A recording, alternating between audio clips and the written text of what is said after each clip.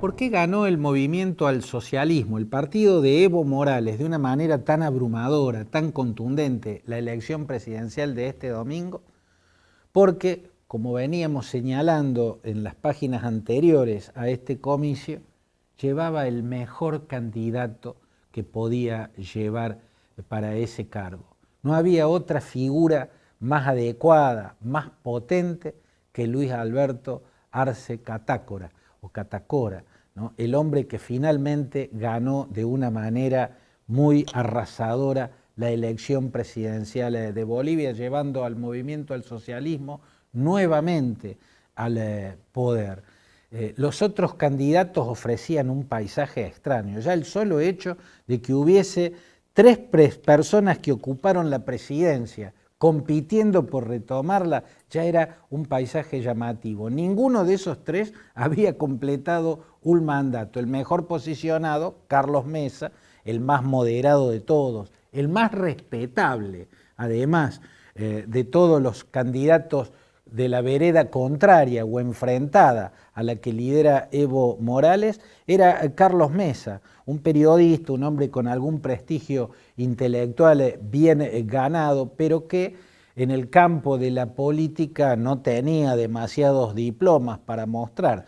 Había sido el vicepresidente de Gonzalo Sánchez de Lozada, aquel presidente que tomó medidas que hicieron detonar la llamada guerra del gas, en el marco de la cual ordenó una represión que provocó una masacre y una crisis tan gigantesca que lo hizo huir despavorido del poder. Cuando renunció Gonzalo Sánchez de Lozada, su vicepresidente, que era Carlos Mesa, se convirtió en presidente, pero no llegó a completar el mandato que él debía completar, porque es como que el cargo le quedó grande, o por lo menos a esa crisis que habían desatado las masacres de su antecesor, él no las pudo manejar. Otro candidato que estaba en la presidencia era Yanín Áñez, aunque había dado un paso al costado. Yanín Áñez es la actual presidenta interina de Bolivia, alguien que ocupa ese cargo con muy poca legitimidad. No le correspondía a ella asumir ese cargo, no estaba ella, que era vicepresidenta segunda del Senado, en la línea sucesoria, pero sin embargo ocupó el cargo y después tomó medidas que solo hubieran tenido legitimidad si lo tomaba un presidente que no estaba ahí en carácter de interino, sino alguien que hubiese ganado una elección. Ella actuó como si hubiese llegado al poder ganando elecciones y había llegado al poder de una manera totalmente ilegítima. Otro expresidente que se presentó a esta elección, aunque dio un paso al costado y dejó su candidatura poco antes del comicio, fue Jorge Quiroga,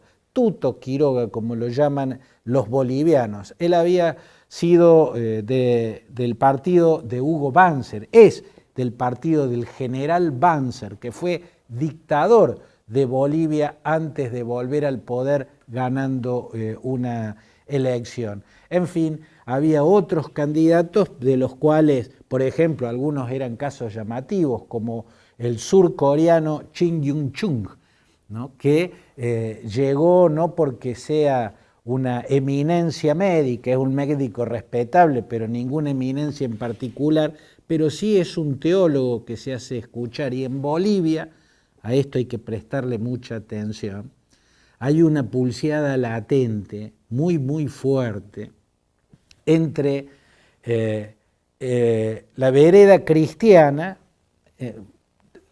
protagonizada o encabezada por la Iglesia Católica, pero fundamentalmente por los evangélicos, como este teólogo surcoreano llamado Chi Yung-chung, que se presentó como candidato a presidente en estas elecciones y sacó apenas un puñadito de votos. Y también exponiendo al bloque cristiano fundamentalista, cristiano fanático, cristiano inquisidor, Luis Fernando Camacho, aquel líder del llamado Comité Pro Santa Cruz, que fue quien generó desde Santa Cruz de la Sierra la ola de protestas, pero sobre todo quien puso en acción a las hordas violentísimas que generaron el desquicio, donde hubo muchísima violencia, linchamientos, toma de rehenes, le incendiaban las casas a los funcionarios y a los legisladores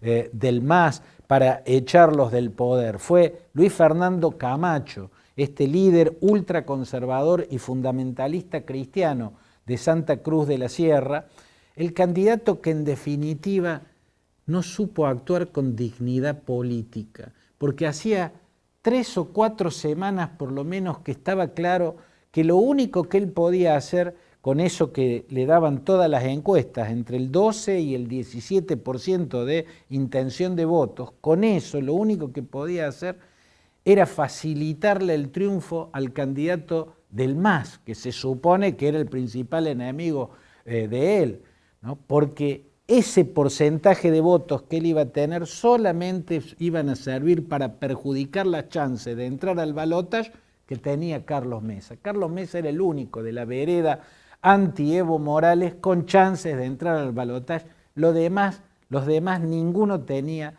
ninguna chance. Sin embargo, Camacho no tuvo la dignidad del dirigente, la de dar un paso al costado. Y lo único que aportó fue debilidad de Carlos Mesa.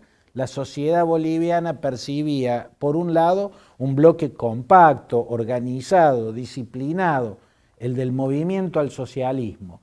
Del otro lado, un conglomerado de dirigentes con muchos extremistas, con muchos ultraconservadores, plagado de mezquindades, de mediocridades, casi de una vocación de suicidio político, y ese fue el resultado. No cabe duda, el mejor de los candidatos era el que ganó la elección. La gran pregunta es si va a ser el verdadero dueño del poder, porque él llega con un estigma de muchos presidentes en este último tiempo en América Latina.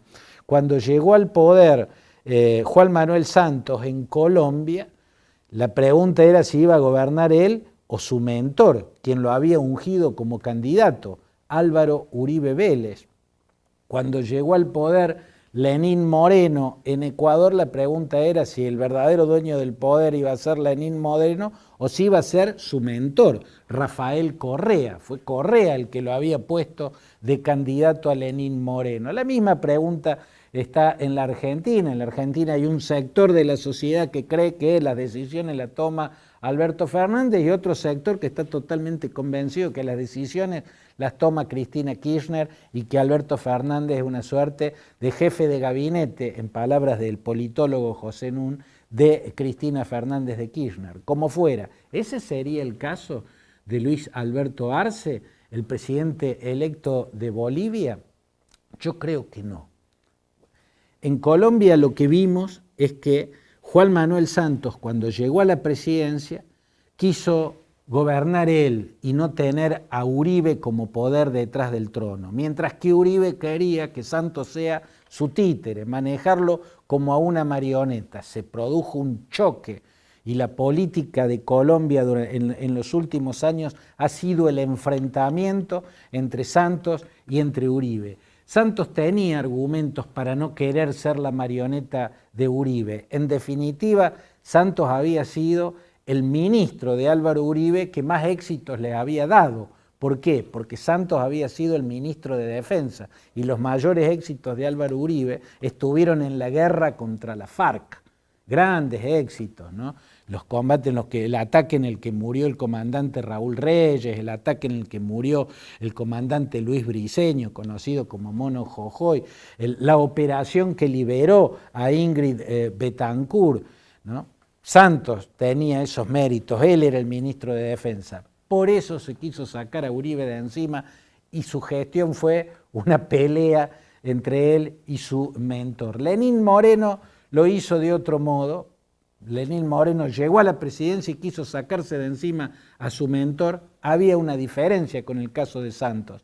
Lenín Moreno no había sido el artífice de ningún gran éxito de Rafael Correa, lo único que Rafael Correa, con ese carácter volcánico y ese instinto de confrontación permanente, necesitaba un dialoguista, necesitaba un hombre que tenga imagen de líder sereno y buscador de consensos. Para eso venía muy bien Lenín Moreno, pero más allá de esa imagen, Lenín Moreno no tenía ningún otro diploma, no había sido el artífice de ningún éxito del gobierno de Rafael Correa. Sin embargo, se lo quiso sacar de encima, para lo cual, o porque entendió que la única forma de tener poder de él era abrazándose a la oposición, abrazándose al anticorreísmo. Por eso se convirtió en el principal enemigo de quien había sido su mentor. Yo no creo que esta vaya a ser la situación de Bolivia, porque Luis Alberto Arce, a diferencia de Lenín Moreno y también de Alberto Fernández, Luis Alberto Arce es el artífice del músculo más poderoso que tuvo el gobierno de Evo Morales. Luis Alberto Arce era el ministro de Economía de Evo. Él estuvo en ese ministerio desde el primer día hasta el último, con solo una interrupción de poco más de un año por una enfermedad grave que tuvo y que logró superar. Luis Alberto Arce fue el creador de esa política económica tan vigorosa que dio un crecimiento vigoroso y sostenido y que creó estabilidad, algo muy poco común en la economía boliviana.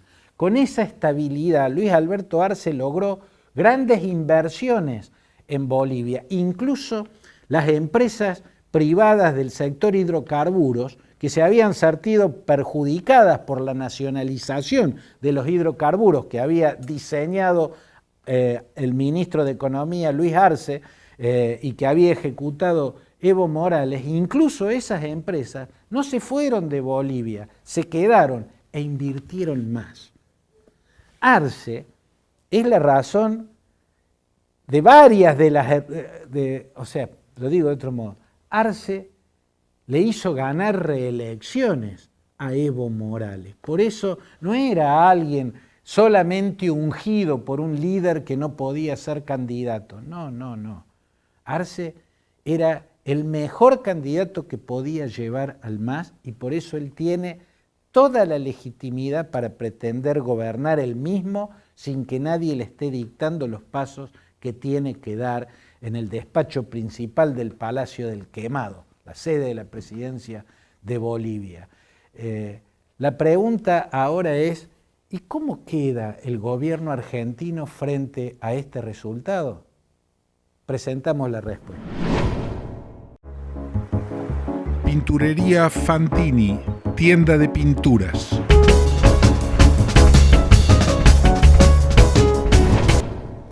Para Alberto Fernández este fue el mejor resultado posible, el mejor de todos, no solo porque tiene a alguien de un signo político, de una posición política un poco más cercana a la posición de él, hasta ahora rodeado de gobernantes de centro derecha, Luis Lacalle Pou en Uruguay, Abdo Benítez en Paraguay, Piñera en Chile.